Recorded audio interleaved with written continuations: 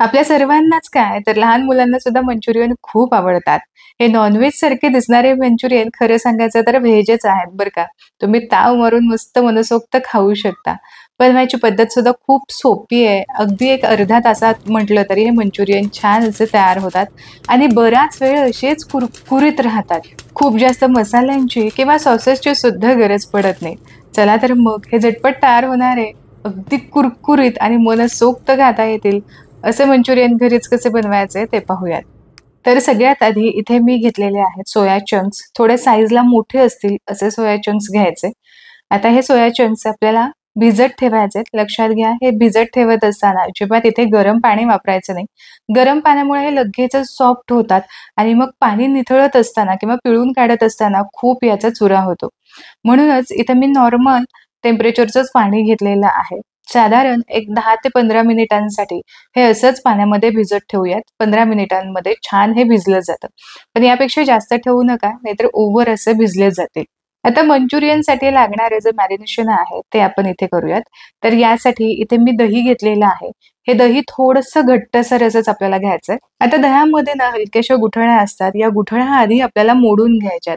अगदी स्मूथ असं हे दही आपल्याला करून घ्यायचंय. खूप अगदीच दही घट्ट घेऊ नका, जसं आपण चक्क्यासाठी वगैरे घेतो. हलकसंच हे घट्ट असायला हवं, खूप जास्त घट्ट नको. आता यामधले जे लम्प्स आहेत, गुठळ्या आहेत, त्या चांगल्या अशा मी मोडून घेतलेल्या आहेत आणि दही अतिशय स्मूथ असं करून घेतलंय. आता तुम्हाला तिखट कसं आवडतं यानुसार तुम्ही यामध्ये मसाले घालू शकता. आता इथे मी घेतलेला आहे 1 चमचा भरून लाल मिरचीची पावडर, सोबतच पाव चमचा हळद घ्यायची, 1 चमचा आपल्याला धनेपूड घ्यायचा, 1 चमचा जिरेपूड घ्यायची आहे, 1 छोटा चमचा गरम मसाला घ्यायचा आणि 1 छोटा चमचा भरून चाट मसाला इथे घेतला.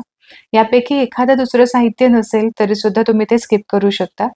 आणि आता मस्त असा मंचुरियनला रंग यावा यासाठी 1 ते दीड चमचा आपल्याला काश्मीरी रेड मिरची पावडर घ्यायची किंवा थोडीशी चिमूटभर तुम्ही याच वेळेस खाण्याचा रंग यामध्ये घातला लाल कलरचा, तो सुद्धा चालेल.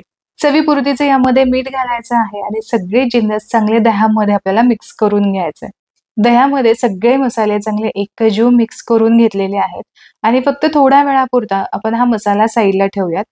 आता इथे बरोबर 15 मिनिट झालेले आहेत. मस्त असे हे चंक्स भिजलेले आहेत.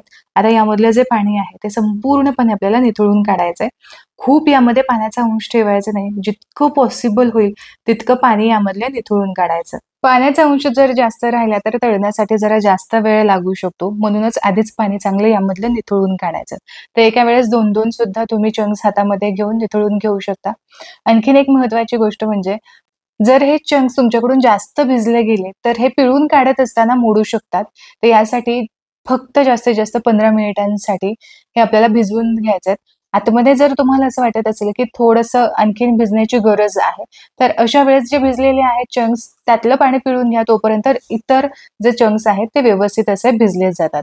तर संपूर्ण सोया चंक्स मधलं पाणी इथे मी निथळून काढलेलं आहे आणि तुम्ही इथे बघू शकता अजिबात जास्त असं पाणी यामध्ये राहिलेलं नाही. बऱ्यापैकी असे कुरडेच झालेले आहेत. आता आपण जो मसाला किंवा जे मॅरिनेशन बनवलं होतं की नाही, त्या मॅरिनेशनमध्येच आपल्याला हे चंक्स घालायचे. तयार केलेलं मॅरिनेशन या चंक्सला अगदी व्यवस्थित लागायला हवं. यासाठीच व्यवस्थित असं हे मिक्स करून घ्यायचंय. तर इथे तुम्ही बघू शकता मस्त मसाला असा कोट करून घेतलेला आहे. आता मसाला चंक्समध्ये आतमध्ये पर्यंत छान मुरावा, छान टेस्ट यावी यासाठी एक 5 ते 10 मिनिटांसाठी आपण असंच ठेवूयात. तर बरोबर 10 मिनिटांसाठी हे चंक्स मी मसाल्यासोबत असंच ठेवले होते. यामध्ये आता कुरकुरीतपणा येण्यासाठी इतर साहित्य घालूयात. तर या नाश्त्याच्या चमच्याच्या अंदाजानुसार 1 चमचाभर इथे मी मैदा घेतलेला आहे आणि 3 चमचे इथे मी कॉर्नफ्लॉवर घेतलंय किंवा संपूर्णपणे तुम्ही कॉर्नफ्लॉवर वापरलेत ना तरी सुद्धा चालेल. आता हे कॉर्नफ्लॉवर घातलेला मैदा या चंक्सला व्यवस्थित आपल्याला लावून घ्यायचा आहे. तर चमच्याने व्यवस्थित होणार नाही यासाठी हाताचाच वापर करूयात आणि सगळ्या चंक्सला व्यवस्थित कॉर्नफ्लॉवर आणि मैदा लावून घेऊयात. जर तुमच्याकडे कॉर्नफ्लॉवर नसेल तर इथे तुम्ही तांदळाचं पीठ सुद्धा वापरू शकता किंवा पूर्णपणे तुम्हाला मैदा वापरायचा असेल तरी सुद्धा चालेल.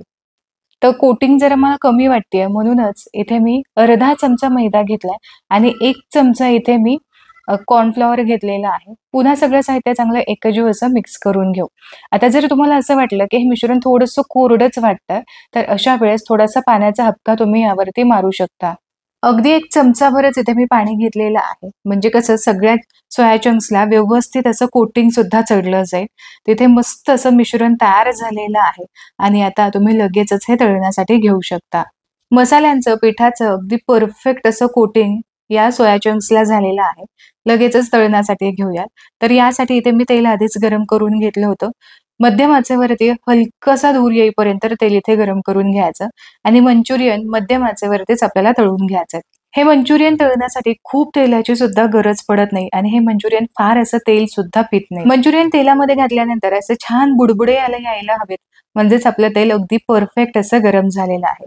एक-एक करून यामध्ये मंचुरियन घालूयात. कढईमध्ये मावतील इतपत मंचुरियन मी यामध्ये घातलेले आहेत.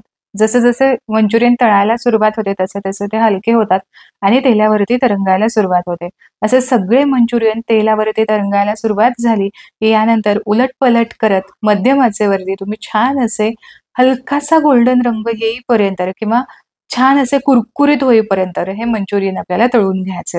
मंचुरियनची एक बॅच तळण्यासाठी एक 7 ते 8 मिनिट लागतात. कारण मंचुरियन जे आहेत किंवा जे आपण सोया चंक्स घेतलेत हे छान भिजवून घेतलेले आहेत.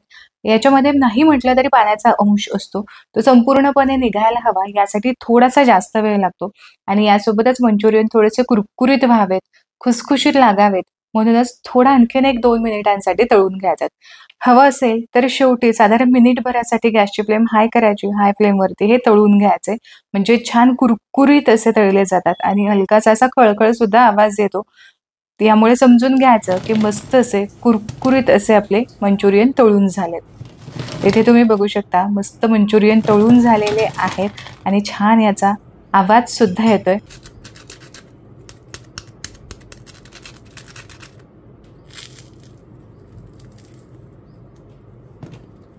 आणि बराच वेळ हे मंचुरियन असेच कुरकुरीत राहतात बरं का. तर इथे तुम्ही बघू शकता आतमध्ये पर्यंत व्यवस्थित असे तळले गेलेले आहेत. तयार केलेले हे मंचुरियन असेच खाण्यापेक्षा ना यावरती तुम्ही थोडंसं काळं मीठ घालू शकता आणि यासोबतच वरून थोडंसं चाट मसाला भुरभुरून घ्यायचा आणि छान असं टूथपिक रोवून मस्त शेजवान चटणीसोबत तुम्ही खाऊ शकता. तर आशा करते की आजची ही रेसिपी तुम्हाला आवडली असेल. रेसिपी आवडली तर व्हिडिओला लाईक जरूर करा. तुमच्या मित्र आणि परिवारामध्ये ही रेसिपी नक्की शेअर करा. पुन्हा भेटूया अशाच एका खमंग रेसिपी सोबत. तोपर्यंत स्वस्त राहा आणि मस्त-मस्त खात राहा.